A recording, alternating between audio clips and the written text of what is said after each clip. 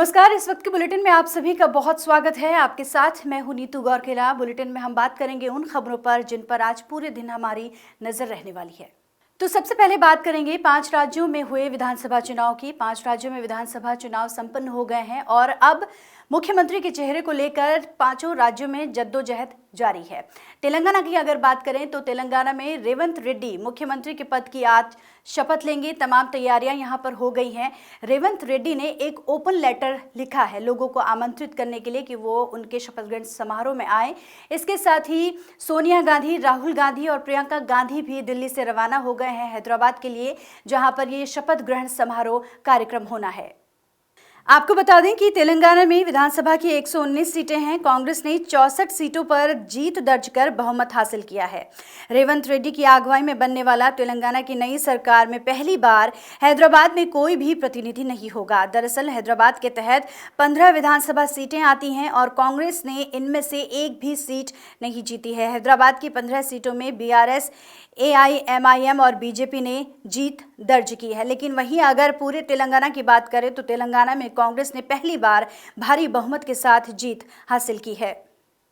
तेलंगाना में जो कांग्रेस की प्रचंड जीत हुई है, उस पे कांग्रेस पार्टी की नीतियों की जीत है। ये जीत सोनिया गांधी जी की, राहुल गांधी जी की, प्रियंका जी की, खड़गे जी की जीत है। ये जीत रेवंत रेड्डी जी के संघर्ष की जीत है और हमें पूरा विश्वास है कि आज एक नया अध्याय तेलंगाना के इतिहास में, एक न्यू चैप्टर एंड तेलंगाना देश में विकास के रास्ते पे आगे पहुंचे, सबसे आगे पहुंचे, ऐसी शुभकामनाएं तेलंगाना की नई सरकार को हम दे रहे हैं। बढ़ते हैं आगे, बात करेंगे शीतकालीन सत्र की। शीतकालीन सत्र के तीसरे दिन संसद में केंद्रीय गृह मंत्री अमित शाह ने नेहरू की गलतियां गिनाई। उन्होंने साफ तौर पर कहा कि नेहरू की गलती की वजह से पाकिस्तान वाला कश्मीर बना। आपको बता दें कि लोकसभा में जम्मू कश्मीर आरक्षण संशोधन बिल और जम्मू कश्मीर पुनर्गठन बिल पास हुआ। इसके साथ ही अमित शाह ने नेहरू की गलती की वजह से पाकिस्तान के कब्जे वाला कश्मीर बना, इस तरह की बातें भी उन्होंने कही। उन्होंने कहा कि जब हमारी सेना जीत रही थी तब सीज फायर कर दिया गया, ये नेहरू का ब्लंडर था। जम्मू कश्मीर से जुड़े बिल में विधानसभा की 107 सीटों को बढ़ाकर 114 करने का प्रावधान है। इसमें 2 सीटें कश्मीर विस्थापितों के लिए आरक्षित करने की बात कही गई है। इसके अलावा 1 सीट पीओके की विस्थापित व्यक्ति को दी जाएगी। शाह का कहना है कि ये बिल उन लोगों को अधिकार दिलाने का बिल है जिनकी अनदेखी की गई है। नेहरू के समय में जो ब्लंडर हुआ था, इसके कारण कश्मीर को भुगतना पड़ा। मैं मान्यवर इस सदन में खड़ा रहकर आपके आसन के सामने जिम्मेदारी के साथ कहता हूं कि 2 बड़ी गलतियां जो पंडित जवाहरलाल नेहरू के प्रधानमंत्री काल में हुई, उनके लिए गए निर्णयों से हुई। इसके कारण सालों तक कश्मीर ने सहन करना पड़ा। एक सबसे बड़ी गलती, जब हमारी सेना जीत रही थी, पंजाब का एरिया आते ही सीज फायर कर दिया गया और पाक ऑक्यूपाई कश्मीर का जन्म हुआ। अगर सीज फायर 3 दिन लेट होता तो पाक ऑक्यूपाई कश्मीर आज भारत का हिस्सा। एक पूरा कश्मीर जीते बगैर सीज फायर कर लिया और दूसरा यूएन के अंदर हमारे मसले को ले जाने की बहुत बड़ी गलती की। मान्यवर, मैं एक कोट अनकोट पढ़ना चाहता हूं। यूनाइटेड नेशन के अनुभवों के बाद मैं इस निष्कर्ष पर पहुंचा हूं कि वहां से कुछ संतोषजनक नतीजे की उम्मीद नहीं की जा सकती। मुझे यह एक अच्छा फैसला लगा, इनटू ब्रैकेट सीज फायर। मुझे यह एक अच्छा फैसला लगा, लेकिन इस मसले को ठीक से नहीं निपटा गया। हम सीज फायर और विचार करके कुछ बेहतर मार्ग निकाल सकते थे। मुझे लगता है कि भूतकाल में हमसे द्वारा की गई गलती है। इसमें आपत्ति है? नहीं कर सकते, स्वयं जवाहरलाल नेहरू ने कहा है। अब मुझे क्या कह रहे हो? नेहरू ने स्वयं कहा है। मैं रेफरेंस भी दे देता हूं। Nehru memorial museum and library, Jawaharlal Nehru collection, JNSG 143 के अंदर स्वयं जवाहरलाल नेहरू का शेख अब्दुल्ला जी को लिखा हुआ पत्र की मेरी गलती थी। बढ़ते आगे बात करेंगे फिर से चुनाव की, क्योंकि चुनाव संपन्न हो गए हैं लेकिन सीएम के चेहरे को लेकर अभी भी कहीं न कहीं पेंच फंसा हुआ है।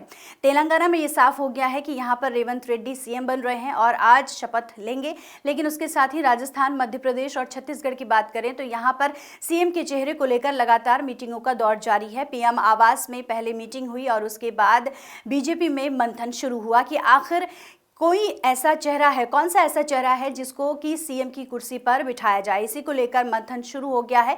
देखना यह है कि इस बार छत्तीसगढ़, राजस्थान और इसके साथ ही मध्य प्रदेश में कौन सीएम बनता है। हालांकि ये भी कहा जा रहा है कि इस बार नए चेहरे होंगे।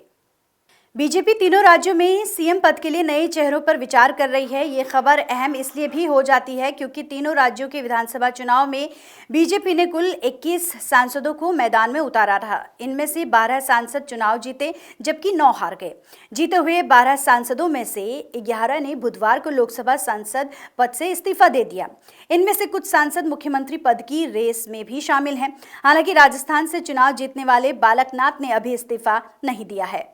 बढ़ते आगे बात करेंगे राजधानी दिल्ली की। अगर आप भी पिटबुल जैसे अन्य नस्ल की डॉग्स पालने का शौक रखते हैं तो ये खबर आपके लिए काफ़ी अहम हो जाती है। वो इसलिए क्योंकि दिल्ली हाईकोर्ट ने एक ऐसा निर्णय लिया है जो कि डॉग प्रेमियों को भारी पड़ सकता है। जी हाँ, दिल्ली हाईकोर्ट का साफ तौर पर कहना है कि अगर पिटबुल या फिर ऐसी कोई अन्य प्रजाति जो कि काफ़ी खतरनाक मानी जाती है, उसकी नस्ल के अगर आप कुत्ते घर में रखते हैं तो आपका लाइसेंस रद्द कर दिया जाएगा।